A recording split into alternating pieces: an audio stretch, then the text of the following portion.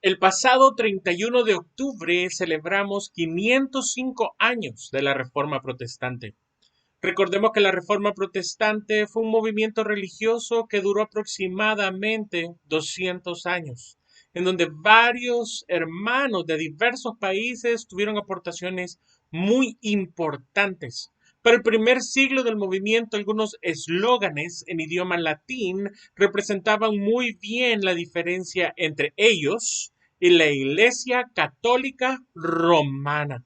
Los 5 distintivos más famosos también son conocidos como las 5 solas, que son sola escritura, sola fide, sola gratia, solus Christus, soli Deo gloria.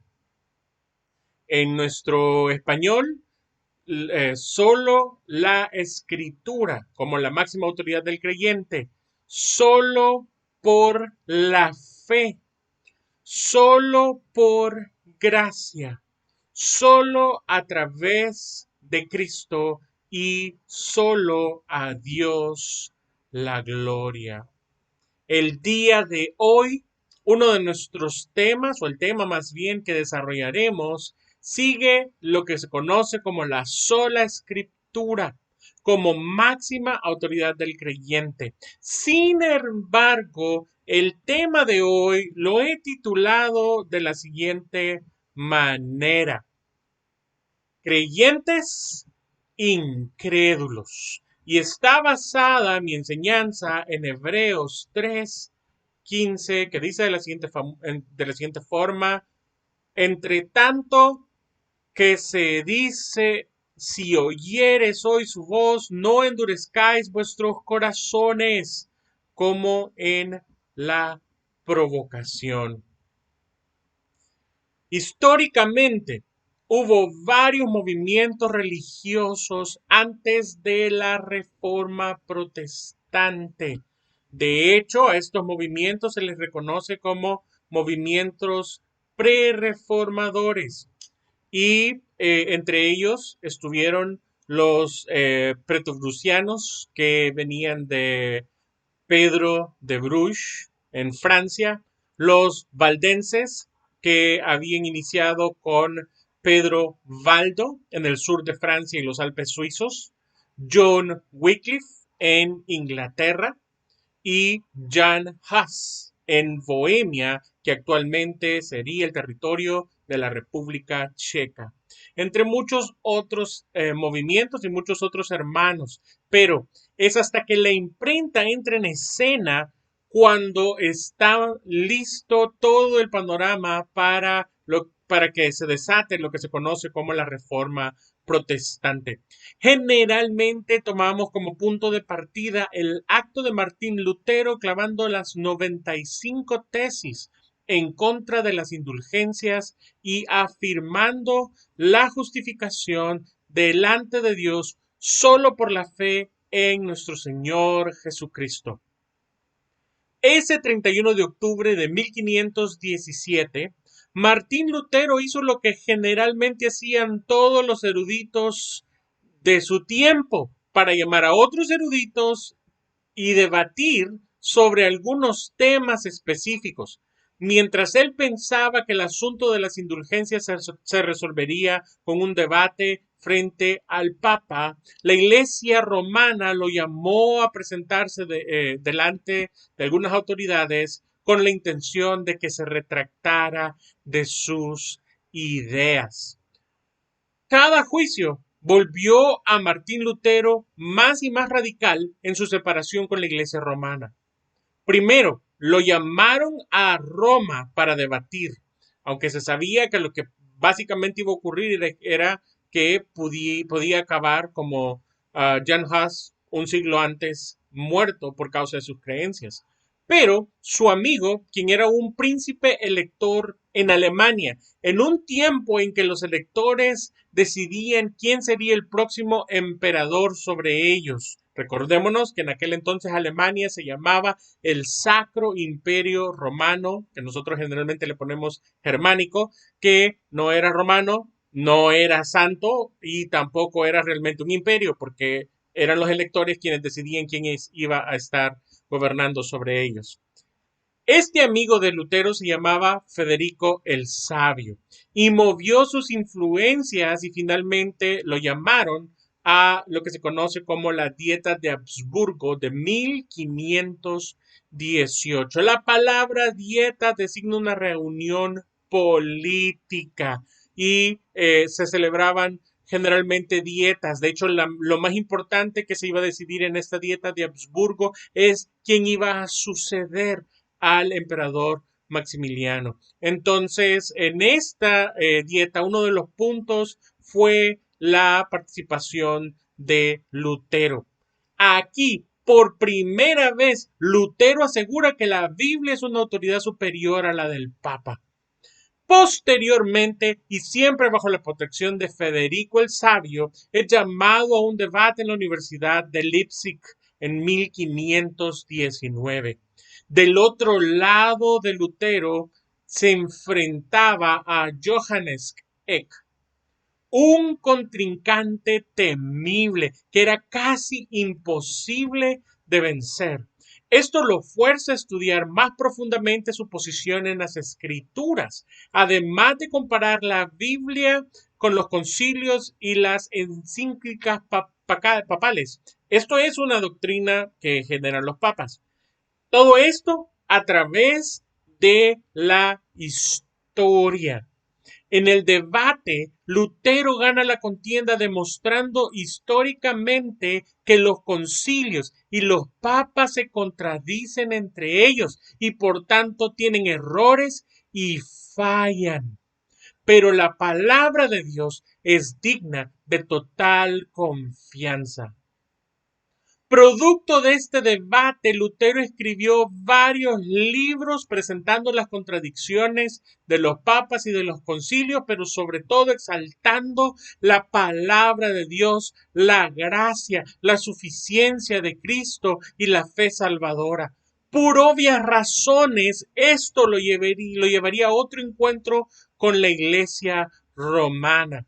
Finalmente, en 1521, Lutero es llamado por tercera vez, pero esta vez compadecerá delante del hombre más poderoso del mundo en su época. Este hombre es Carlos I de España, quien tenía dominio sobre las tierras africanas y el territorio ya conquistado en lo que hoy se conoce como Latinoamérica, pero que además había sido nombrado el emperador del Sacro Imperio Romano, es decir, de Alemania, y él ahí fue conocido como Carlos V de Alemania, es decir, Carlos I de España o Carlos V de Alemania era emperador sobre Alemania, sobre España y todo el territorio que España tenía en ese momento.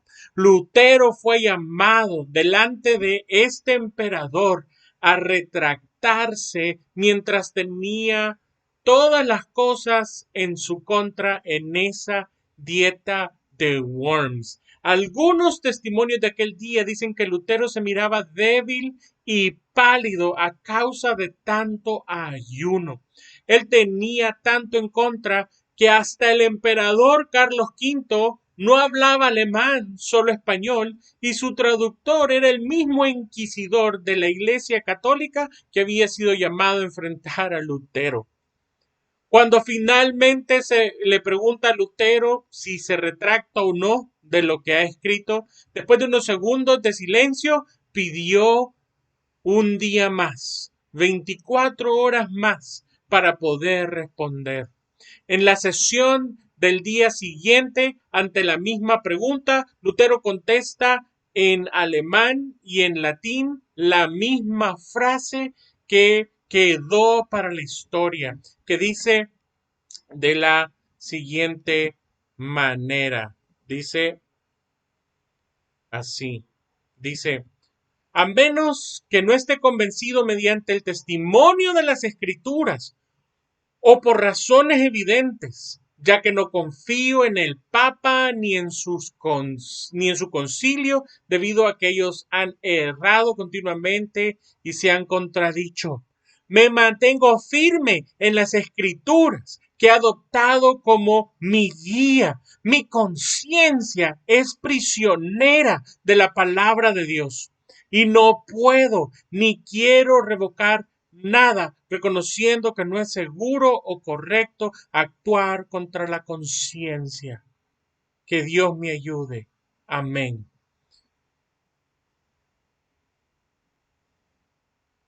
Aquí ocurrió la final separación entre la Iglesia Católica Romana y Lutero. Pero como sus palabras han quedado plasmadas en la historia de la dieta de Worms, estas palabras nos sirven como testimonio de que no se trató de Lutero, sino de la palabra de Dios. De hecho, cuando vemos la Reforma Protestante y todos los movimientos pre-reformadores, la característica principal de cada uno de estos hombres fue que leyeron la palabra de Dios y creyeron la palabra de Dios. Así, Pedro Baldo, Pedro de Bruch, Juan Wycliffe, John Huss, Martín Lutero y todos los primeros reformadores fueron impactados por la palabra de Dios y ellos respondieron creyéndole a la palabra de Dios. Han pasado 505 años desde ese 31 de octubre de 1517 y lastimosamente una gran parte de la iglesia nacida en la Reforma ha dejado de lado la palabra de Dios. En el contexto de la Iglesia Católica Romana en tiempos de Lutero, era que la lectura de la Biblia por cualquier persona fuera del clero estaba prohibida desde el Concilio de Constanza de 1414, donde fue condenado eh, John Wycliffe, que de hecho desenterraron sus huesos y los quemaron hasta lo que quedaba de ellos hasta las cenizas y condenaron a John Huss a morir en la hoguera. Desde entonces fue prohibido la palabra de Dios para la gente común. Fue la lectura de la palabra lo que trajo la Reforma Protestante. Sin embargo, hoy en día, con la Biblia disponible para todos nosotros en nuestros idiomas, nuestro problema ya no es leerla, tener acceso a ella o no. Nuestro gran problema como evangélicos del siglo XXI es que ya no creemos en la palabra de Dios. Por esto, el tema de hoy es creyentes incrédulos. Hermanos, les ruego que me acompañen a orar y pedirle a Dios que nos dirija en los siguientes minutos en la enseñanza. Señor, agradecemos infinitamente tu gracia y tu misericordia que ha preservado la palabra para nosotros hasta el día de hoy y te pedimos en el nombre de Cristo Jesús que nos dirijas con tu gracia y tu misericordia durante esta predicación y nos acerques a este punto, Señor, donde nuestro corazón pueda ser retado por ti para creer lo que tú dices, lo que dice tu palabra y como poder creer como ella habla para nosotros de forma específica como tu pueblo, como tus hijos, Señor. En el nombre de Cristo Jesús te lo pido, que podamos responder a tu palabra con fe. En el nombre de Jesús. Amén y amén.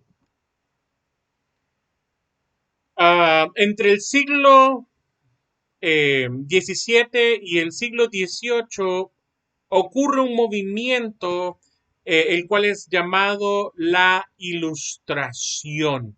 Este movimiento buscaba, según ellos, disipar las tinieblas de la ignorancia mediante el conocimiento y la exaltación de la razón. Este movimiento de alguna forma empujó la errónea creencia que el razonamiento y la fe están peleados y también de que la ciencia y la fe no son compatibles.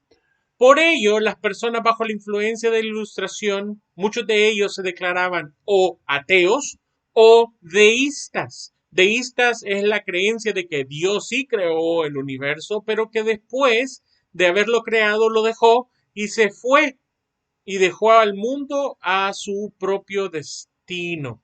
Posteriormente, como fruto de la influencia de la Ilustración, en el siglo XIX trajo lo que se conoce como la crítica histórica, conocida como el método histórico crítico o alta crítica, que es una rama de la crítica que investiga los orígenes de los textos antiguos con el fin de comprender el mundo detrás del texto. ¿Qué trajo la alta crítica a la Iglesia? En sus primeros años atacó directamente la inspiración divina, la existencia de los milagros, el nacimiento virginal de Jesús, la veracidad de la creación en 6 días, entre otras cosas. Los cimientos mismos de la fe fueron conmovidos y desde entonces miles de cristianos se han movido hacia la incredulidad. Quiero hablar de 2 respuestas de forma bien superficial que se le dieron, que dieron los cristianos a la crítica textual o alta crítica bíblica. Un grupo de cristianos se aferró a aquel versículo en Romanos capítulo 3, versículo 4, que dice de la siguiente forma, dice, de ninguna manera, antes bien, eh, sea Dios veraz y todo hombre mentiroso, como está escrito, para que sea justificado en tus palabras y venzas cuando fueres juzgado. Con los siglos y pasando este tiempo, el desarrollo de la ciencia, muchas de las cosas que ocurrieron es que la veracidad histórica de las escrituras se ha ido comprobando. A este primer grupo se les reconoce generalmente como conservadores o ortodoxos de la Reforma. Sin embargo, la segunda respuesta del cristianismo fue conceder ante la alta crítica. Y esto surge en Alemania y principalmente a esto se le conoce como la teología o el cristianismo liberal, que no cree en la inspiración de las escrituras, o al menos no cree que algunas porciones específicas sean inspiradas por Dios. Por ejemplo, ya llegando el siglo XX, se ha llegado hasta crear esta línea de la teología liberal, lo que se conoce en este siglo como, el siglo pasado, perdón, como el Jesus Seminar, que se encarga de determinar cuáles palabras de Jesús en el Nuevo Testamento sí fueron dichas por Jesús y cuáles no, sin más documentación que sus propias ideas o que es lo que más se adecua al mundo del día de hoy, tristemente. Para este segundo grupo, el cristianismo es pura moralidad, autoestima, autoayuda y sobre todo un método para ser mejores. Para ellos, la Biblia es un mito del cual solo podemos obtener enseñanzas morales. Estas 2 respuestas a la Ilustración y a la alta crítica básicamente crean 2 grupos diferentes de cristianos que funcionan hasta el día de hoy de forma paralela. Nuestro mundo de hoy en día recibe, eh, exalta y ama a la teología liberal y viceversa. Pero los cristianos conservadores son vistos como anticuados, en vía de extinción y son odiados. Aquí cabe la pregunta, ¿por qué se ataca tan fuertemente las escrituras? La respuesta es, en el tiempo de la Edad Media, el hecho de que solo la Iglesia romana pudiera interpretar las escrituras le otorgaba un poder absoluto sobre la salvación eterna. Por eso, cuando hombres como Pedro Baldo, Pedro de Bruges, John Wycliffe, Jan Hus, leyeron las escrituras, y enseñaron a otros lo que había encontrado en las escrituras, provocaron movimientos religiosos que acabaron cuando la iglesia prohibió la lectura de la Biblia por la gente común. En la historia moderna, con la Biblia disponible en todos los idiomas, mientras los hombres leyeron la Biblia y la creyeron, naciones enteras abrazaron el Evangelio. Con ello, sus estándares de trabajo y de moralidad crecieron.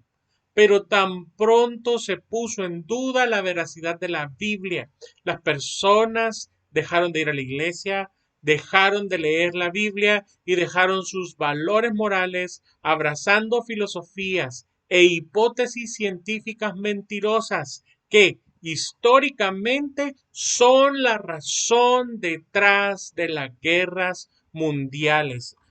Amados, literalmente con la historia en nuestras manos, podemos decir que el fallo gigantesco de darle la espalda a las escrituras llevó al mundo hacia lo que tenemos hoy, un mundo desde mediados del siglo XIX hasta la actualidad, envuelto en perversidades y en guerras.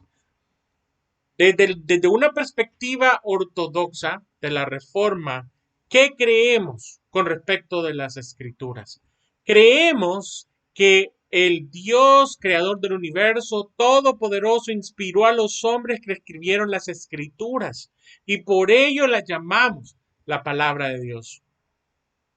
Creemos que ese mismo Espíritu Santo que con su poder resucitó a Jesús de entre los muertos ha preservado las escrituras a través del tiempo. Esto nos lleva a la conclusión de que la palabra de Dios en sus lenguajes originales es inerrante e infalible. Estas dos afirmaciones son extensibles tanto para el Antiguo como para el Nuevo Testamento.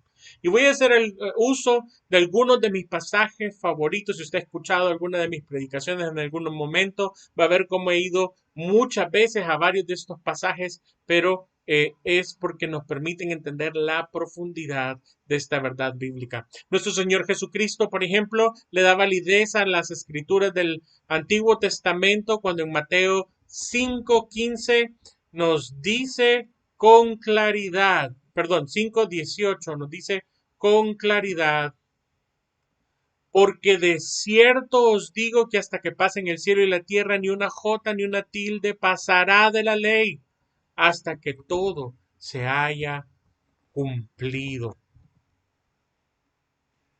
También en otra parábola, mientras Jesús hablaba del destino de un rico y de una persona llamada Lázaro, cuando el rico acepta que no puede cambiar su futuro, dice lo siguiente en Lucas 16 del 27 al 31. Dice así. Dice,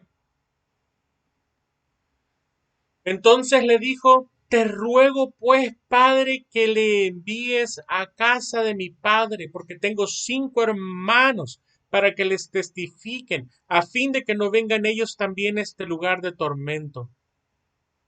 Abraham le dijo, a Moisés y a los profetas tienen, óiganlos.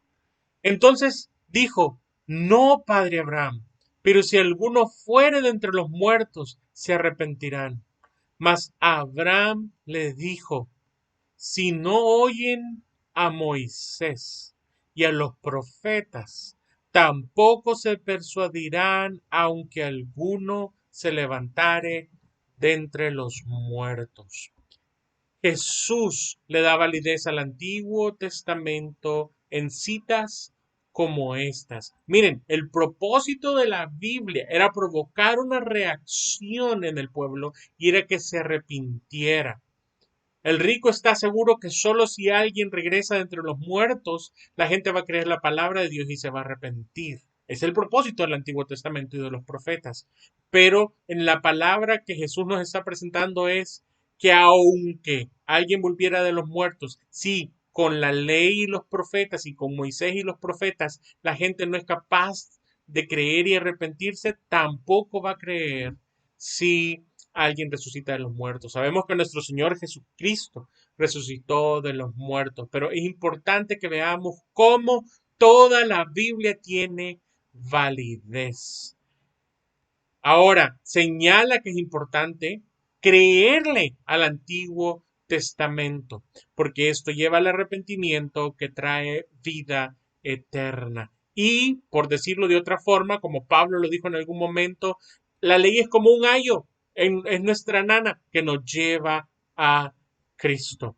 Pero también el apóstol Pablo eleva la importancia del Antiguo Testamento como una fuente de aprendizaje. Miren lo que nos dice Primera de Corintios, que es una porción larga, capítulo 10, versículos 1 al 12. Nos dice de la siguiente manera. Dice, porque no quiero, hermanos, que ignoréis que nuestros padres todos estuvieron bajo la nube y todos pasaron el mar y todos en Moisés fueron bautizados en la nube y en el mar. Y todos comieron del mismo alimento espiritual y todos bebieron la misma bebida espiritual porque bebían de la roca espiritual que los seguía. La roca era Cristo. Pero de los demás de ellos no se agradó Dios, por lo cual quedaron postrados en el desierto. Mas estas cosas sucedieron como ejemplo para nosotros, para que no codiciemos cosas malas como ellos codiciaron, ni seáis idólatras como alguno de ellos, según está escrito, y se sentó el pueblo a comer y beber, y se levantó a jugar. Ni forniquemos, como algunos de ellos fornicaron y cayeron en un día 23,000. Ni tentemos al Señor, como también algunos de ellos le tentaron y perecieron por las serpientes. Ni murmuréis, como algunos de ellos murmuraron y perecieron por el destructor. Estas cosas les acontecieron como ejemplo y están escritas para amonestarnos a nosotros, a quienes han alcanzado los fines de los siglos. Así que el que piensa estar firme, mire que no caiga. ¿Cómo sé que estoy firme? ¿Cómo soy advertido del pecado y de la caída? Tristemente, este versículo final, el versículo 12, lo tomamos en el contexto y lo interpretamos de forma aislada generalmente. Pero el contacto continuo con el Antiguo Testamento es el que nos lleva al versículo 12. Saber que estamos firmes y mantenernos firmes sobre aquellas historias que leemos en el Antiguo Testamento para ver que no caigamos. Y la solución básicamente lo tenemos en el versículo siguiente, en el versículo 13 de 1 Corintios 10. Dice de la siguiente forma: no os ha sobrevenido ninguna tentación que no sea humana, pero fiel es Dios que no os dejará ser tentado más allá de lo que podéis resistir, sino que dará también juntamente con la tentación la salida para que podáis soportar. Gloria a Dios por su provisión y por su palabra. ¿Cuál es esa salida? ¿Cuál es esa ayuda que tenemos para resistir? ¿Y de dónde obtenemos la sabiduría para mantenernos firmes? Sí, en el contexto, ese Antiguo Testamento del que hemos estado hablando. Sin embargo, amados, las proposiciones de la palabra de Dios requieren una respuesta de nuestra parte. Así de cuidadoso fue el Espíritu Santo cuando dijo a través del apóstol Juan en Juan 20:30 lo siguiente. Ya hemos leído muchas veces este versículo, pero miren qué precioso. Dice: hizo además Jesús muchas otras señales en presencia de sus discípulos, las cuales no están escritas en este libro, pero éstas se han escrito para que creáis que Jesús es el Cristo, el Hijo de Dios, y para que creyendo tengáis vida en su nombre. En un propósito general de la Biblia podemos decir que es que podamos creer que Jesús es el Cristo. Aunque Juan nos ha dejado claro su propósito al escribir este Evangelio de Juan, que es que creamos que Jesús es el Cristo, pero también debemos decir que el propósito general de las Escrituras es que al escucharla o leerla, creamos lo que nos dice Dios a través de su palabra. La incredulidad fue justamente el problema que tuvo el pueblo de Israel en el Antiguo Testamento y es exactamente de lo que quiero hablar los próximos minutos. Miren, la Biblia nos explica claramente cómo Dios, honrando el pacto que realizó con Abraham, sacó a Israel de Egipto. Esta generación de israelitas presenció las plagas con las que Dios humilló a los ídolos egipcios y salieron del país donde residían como extranjeros y esclavos después de despojar a los egipcios de sus riquezas. Todo según lo que Dios les había profetizado a través de Moisés. Pero llegando a las orillas del Mar Rojo, volvieron a ver la mano de Dios porque abrió el mar para pasar en seco. Y el mismo lugar donde se abrió el camino de salvación para los israelitas resultó ser la tumba de Faraón y de todo su ejército. Finalmente, 50 días después de salir de Egipto, llegaron al monte Sinaí y al tercer día Dios descendió sobre el monte. Dios habló los 10 mandamientos con Moisés, pero a oídas de todo el pueblo, según nos narra Éxodo 19. Pero luego el pueblo le rogó a Moisés no volver a escuchar la voz de Dios, que le hablara Dios directamente a Moisés y que luego Moisés les contara qué es lo que Dios estaba instruyendo. Después de eso, Moisés subió 40 días por los 10 mandamientos, de estas dos tablas que contenían escritas los 10 mandamientos. Estos mismos 10 mandamientos que el pueblo de Israel había escuchado con sus propios oídos. Pero el pueblo se hizo un ídolo que ofendió a Dios. Después de la intercesión de Moisés, Dios perdonó al pueblo, aunque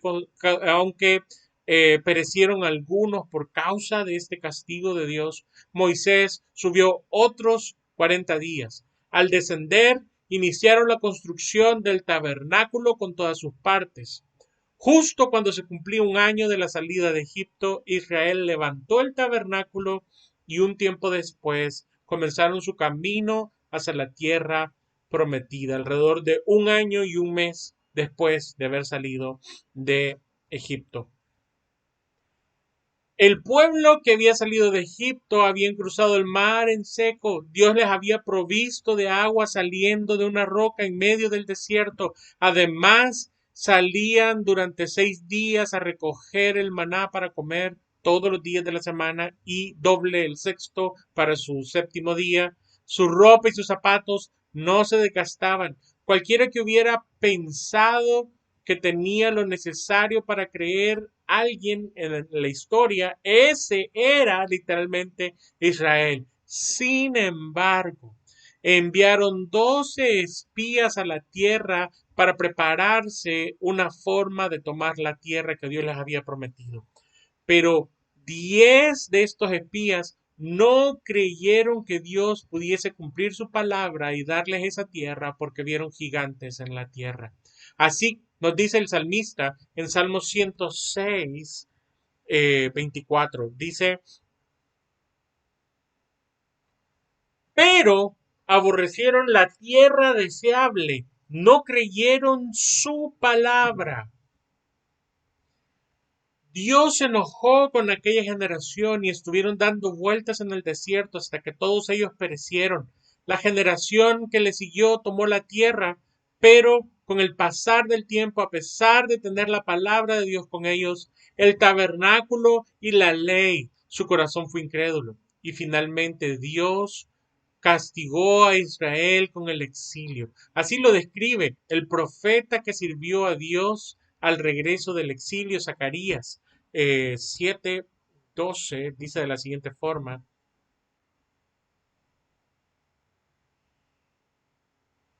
y pusieron su corazón como diamante para no oír la ley, ni las palabras de Jehová de los ejércitos ni las palabras que Jehová de los ejércitos enviaba por su espíritu, por medio de los profetas primeros.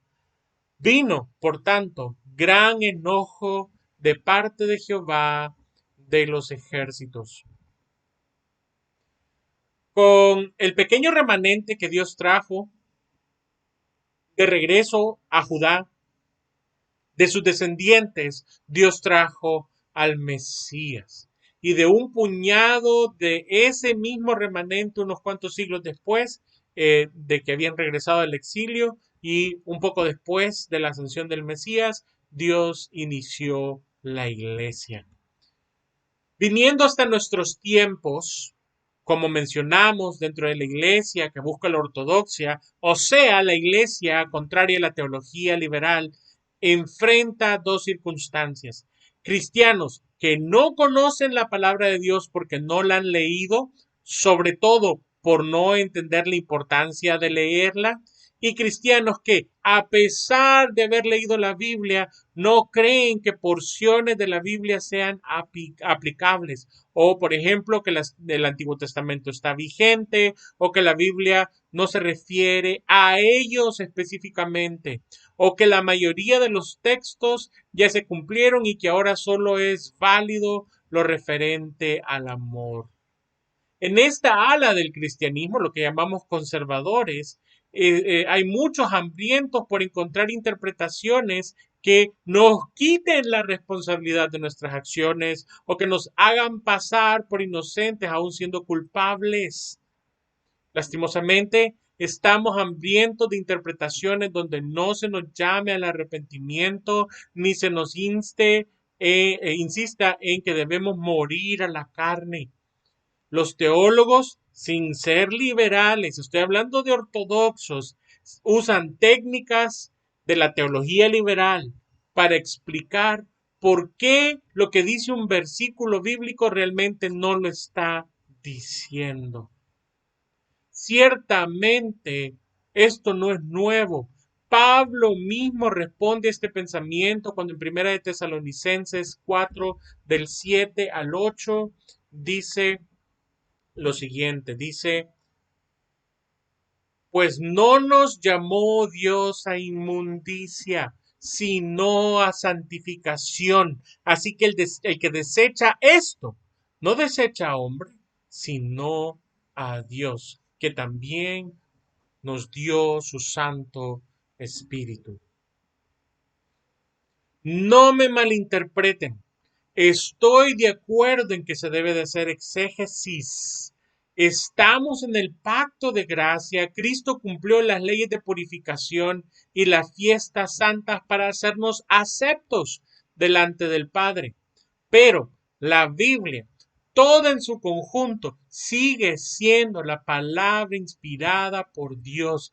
Seguimos siendo llamados a depender de Dios para vivir como su pueblo santo, pero no en nuestras fuerzas, sino en la gracia, sino en el poder del Espíritu Santo. Si hubiésemos sido llamados a vivir de forma santa en nuestras propias fuerzas, la gracia ya no sería gracia, sería desvirtuada.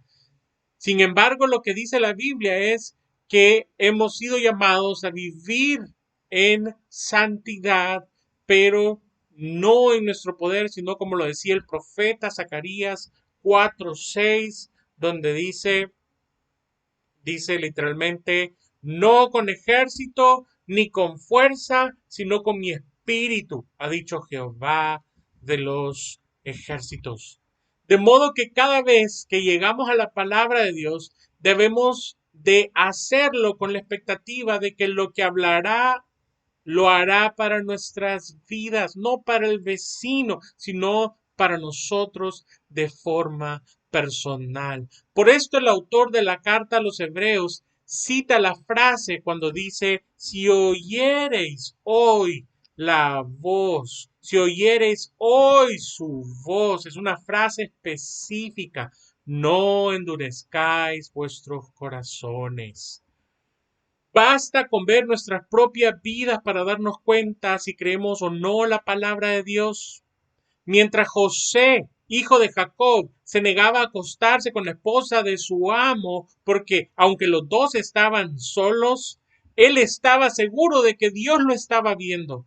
Muchos de nosotros sabemos esta verdad en nuestra cabeza, realmente no la creemos. Aunque sabemos que Dios es omnisciente, omnipresente y santo, entre tantas otras cualidades, realmente vivimos y caminamos como que no creyésemos que Dios es estas cosas.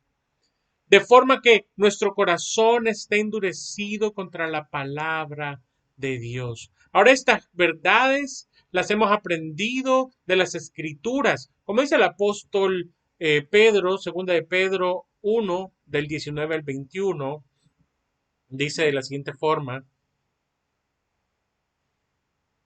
Tenemos también la palabra profética más segura, a la cual hacéis bien en estar atentos como a una antorcha que alumbre en lugar oscuro hasta el día esclarezca, hasta que el día esclarezca y el lucero de la mañana salga en vuestros corazones. Entendiendo primero esto, que ninguna profecía de la Escritura es de interpretación privada, porque nunca la profecía fue traída por voluntad humana, sino que los santos hombres de Dios hablaron siendo inspirados por el Espíritu Santo.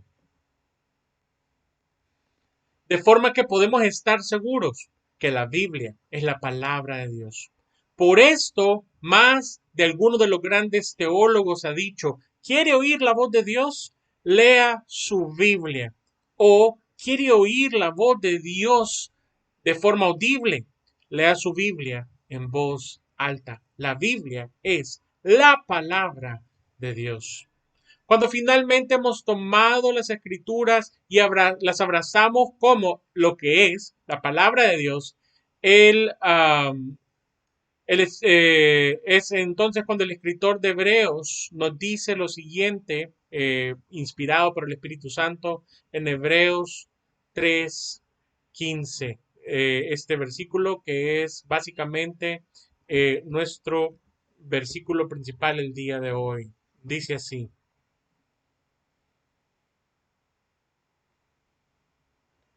Entre tanto que se dice, si oyereis hoy su voz, no endurezcáis vuestros corazones, como en la provocación.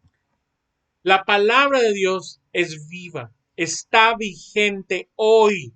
Si la leemos hoy, Dios nos está hablando hoy. Cuando leemos la Biblia, debemos responder creyendo todo aquello que ella dice, pero creyéndolo de forma personal, no para el vecino, sino para nuestra propia vida. El Espíritu Santo que inspiró al autor de Hebreos sabe que nuestra reacción primera ante la palabra de Dios es incredulidad.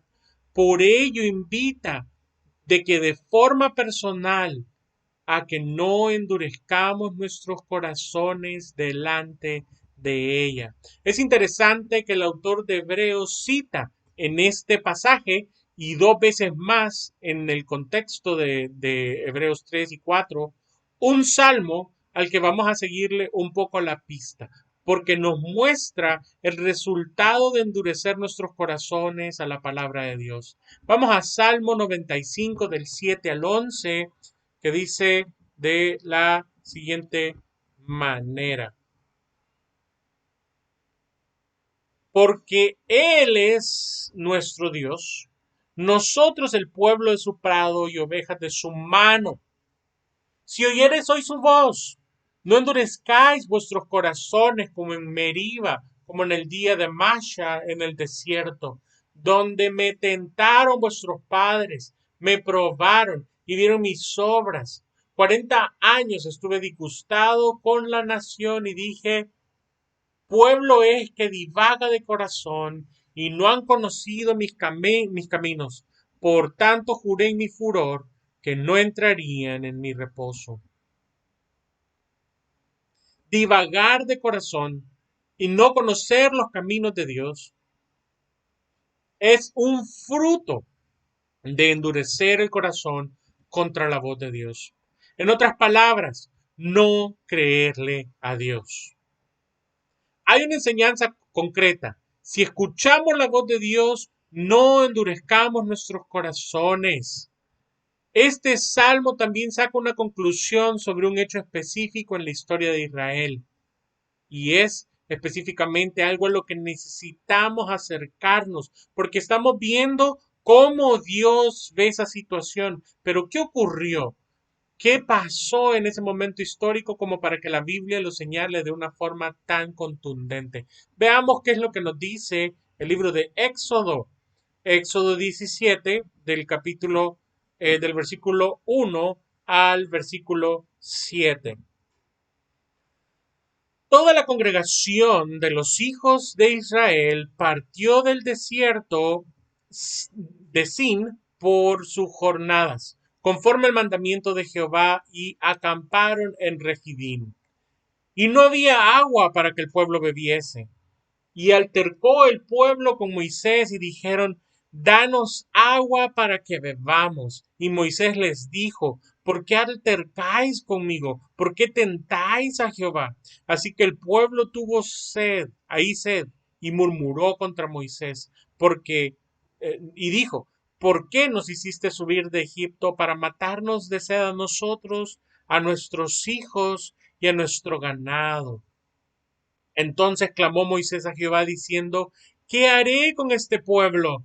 De aquí en poco me apedrearán. Y Jehová dijo a Moisés: pasa delante del pueblo, toma contigo a los ancianos de Israel y toma también en tu mano tu vara con que golpeaste el río, y ve. He aquí yo estaré delante de ti ahí sobre la peña en Horeb, y golpearás la peña y saldrán de ella aguas, y beberá el pueblo. Moisés lo hizo así en presencia de los ancianos de Israel. Bien, eh, me pongo un poco en la situación y veo la reacción. Pienso que cada uno de los miembros del pueblo está pensando en sí mismo, en su sed, pero está pensando en sus hijos, en la responsabilidad que tiene de de darle agua a sus hijos. Probablemente sus hijos han estado pidiendo agua. Y también sus animales están en el desierto. Acaban de pasar hace no mucho a través del Mar Rojo, pero literalmente, hermanos, están necesitando el líquido vital. Viendo la reacción de Israel en el texto, me parece lógico, de hecho me parece cercano a lo que hubiese sido mi propia reacción. Me aterra pensar cuántas veces he reaccionado muy parecido a ellos cuando he estado en necesidad. Yo también he tentado a Dios poniéndole a prueba de si está conmigo en las aflicciones, pasando por alto verdades como por ejemplo nos dice Mateo 28:20 en la última parte, cuando está terminando de darnos la gran comisión, que dice: y he aquí, yo estoy con vosotros todos los días hasta el fin del mundo. Amén. A la luz del Salmo 97, del 7 al 11 y de Hebreos 3:15, yo he endurecido mi corazón contra la voz de Dios en muchas ocasiones. He respondido con incredulidad a la voz de Dios. Gracias a Dios por su misericordia y por nuestro Señor Jesucristo, que ha perdonado mi pecado. Quisiera ir una última vez al versículo de Hebreos, pero esta vez quiero hacerlo viendo todo el contexto, ya que Hebreos 3:15 era nuestro versículo principal. ¿Qué dicen los versículos antes y qué dicen los versículos después? Mire Miremos lo que dice la palabra. Dice Hebreos 3, del 12 al 19. Mirad, hermanos, que no haya ninguno de vosotros corazón malo de incredulidad para apartarse del Dios viviente. Antes exhortados los unos a los otros cada día, entre tanto que se dice hoy, para que ninguno de vosotros se endurezca por el engaño del pecado, porque somos hechos partícipes de Cristo con tal de que retengamos firme hasta el fin nuestra confianza del principio. Entre tanto que se dice, si oyereis hoy su voz, no endurezcáis vuestros corazones como en la provocación. ¿Quiénes fueron los que, habiendo oído, le provocaron? ¿No fueron todos los que salieron de Egipto por mano de Moisés? ¿Y con quién estuvo él disgustado 40 años? ¿No fue con los que pecaron, cuyos cuerpos cayeron en el desierto? ¿Y a quienes juró que no entrarían en su reposo, sino aquellos que desobedecieron? Y vemos que no pudieron entrar a causa de la incredulidad. Necesitamos responder con fe a la palabra de Dios. Y sin embargo, no podemos generalmente provocar esa fe en nuestros corazones, no es algo que pueda ser hecho por nosotros, porque nuestro corazón sí es malo y sí es incrédulo. La palabra de Dios es inerrante, es inefable, es infalible, y es importante decirlo siempre, porque lo que dice la palabra de Dios no es un error. Sigue vigente hasta el día de hoy y es la voluntad expresa de Dios para nuestras vidas y sin embargo seguimos sin creerla. ¿Y por qué esto ocurre? Así lo explica Isaías 59, 1 y 2, otro de esos pasajes que para mí es de mis favoritos. Dice así: He aquí no se ha cortado la mano de Jehová para salvar, ni se ha agravado su oído para oír, pero vuestras iniquidades han hecho división entre vosotros y vuestro Dios, y vuestros pecados han hecho ocultar de vosotros su rostro para no oír. Por nuestros propios pecados no vemos ni oímos a Dios. Para aquellos que aún respondemos con incredulidad a la palabra de Dios, existe una hermosa verdad que también nos atestigua la misma palabra de Dios cuando nuestro Señor Jesucristo nos dice en Lucas 5:32, nos dice lo siguiente: no he venido a llamar a justos, sino a pecadores al arrepentimiento. Todavía hay esperanza.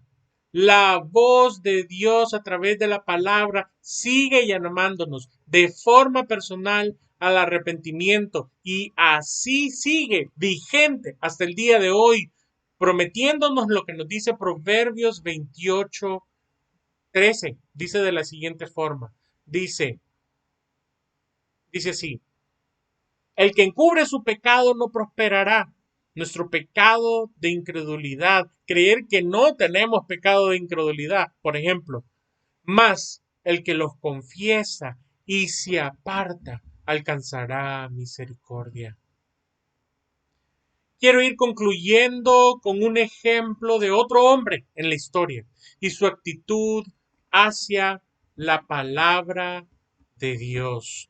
Y este hombre es el hermano George Mueller. Él es reconocido como uno de los gigantes de la fe. Dios lo dirigió a abrir unos orfanatos en Bristol, donde presenció muchos milagros de provisión de parte de Dios porque creyó y se aferró a un versículo que decía que Dios es el proveedor de los huérfanos. En esa confianza y en esa fe, el hermano Müller, reconocido no solo, como digo, como uno de los gigantes de la fe o uno de los gigantes de la oración, también es importante decir que se dice que el hermano George Müller leyó la Biblia más de 200 veces y al menos 50 de estas veces lo hizo de rodillas. Esto antes de su muerte. Cuando un periodista le preguntó qué le gustaría hacer aún, él respondió de rodillas, leer más la Biblia, porque todavía sé muy poco de la excelencia de Cristo. Quiera Dios concedernos la fe para creer de forma personal todo lo que Él nos ha dado en su palabra. Antes de terminar, quisiera leer una última cita en la que les pido puedan reflexionar de forma personal y orar para que Dios eh, nos conceda como iglesia la fe para creer en su palabra. Una cita potente, poderosa, aterradora, pero a la vez esperanzadora para aquellos que hemos recibido el Evangelio y aceptado la obra redentora de Cristo por nosotros y nos hemos arrepentido delante del Señor de nuestros pecados. Mira lo que dice esta cita poderosa. Isaías 66, del 1 al 4. Dice de la siguiente manera. Jehová dijo así: el cielo es mi trono y la tierra estrado de mis pies. ¿Dónde está la casa que me habréis de edificar? ¿Dónde está el lugar de mi reposo? Mi mano hizo todas estas cosas, y así todas estas cosas fueron, dice Jehová. Pero miraré a aquel que es pobre y humilde de espíritu, y que tiembla a mi palabra. El que sacrifica buey es como si matase a un hombre. El que sacrifique oveja como que si degollase un perro. El que hace ofrenda como si ofreciese sangre de cerdo. El que quema incienso como si bendijese a un ídolo. Porque escogieron sus propios caminos y su alma amó sus abominaciones. También yo escogeré para ellos escarnio y traeré sobre ellos lo que temieron, porque llamé y nadie respondió, hablé y no oyeron, sino que hicieron lo malo delante de mis ojos y escogieron lo que me desagrada. Amados hermanos, les ruego que me acompañen a orar. Señor, y agradecemos infinitamente tu palabra. Agradecemos la misericordia que has tenido para con esta generación de poderla leer, de poderla tomar en nuestras manos. Danos el don de querer y el hacer, el don de querer leerla y el poder leerla, pero concédenos la gracia de poder creerla, Señor, porque de nada sirve estar delante de tu voz llamándonos y nosotros negándonos. Nosotros pensar que este llamado es para alguien más. Nosotros pensar que lo que dice la Escritura es para otra persona, cuando a quien tú le estás hablando es a nuestra vida, Señor. Así que lo ponemos en tus manos y te pedimos que nos concedas de tu gracia para creer las Escrituras, respetar las Escrituras y tener las Escrituras como la máxima autoridad de nuestra vida. No nos permita seguir buscando interpretaciones que nos quiten la responsabilidad o que nos hagan pensar que no has dicho lo que estás diciendo en las Escrituras, sino que nos ayudes a respetar lo que dice la palabra y cuando hacemos exégesis, Señor, que lo hagamos para entender lo que realmente nos estás diciendo en medio de cada palabra, Señor, y que nuestra vida pueda ser moldeado por ello.